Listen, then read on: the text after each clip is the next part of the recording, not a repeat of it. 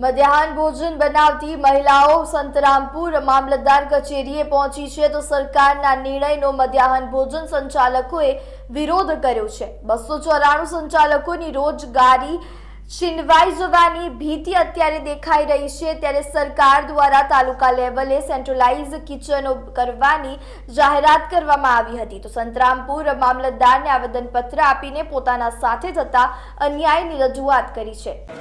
આથી મહીસાગર જિલ્લાના સંતરામપુર તાલુકામાં જે સેન્ટ્રલાઇઝર રસોડા કિચન બનાવવાના છે તેમાં અમારા સંતરામપુર તાલુકાના સંચાલક પીએમ પોષણ યોજનાના કર્મચારીઓ આનો સખત વિરોધ કરી રહ્યા છે।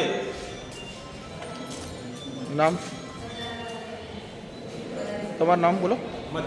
હું મચ્છર બૈલાલભાઈ નાથાભાઈ, ગામ ખીચાણી ઉપલાફળિયા પ્રાથમિક શાળા।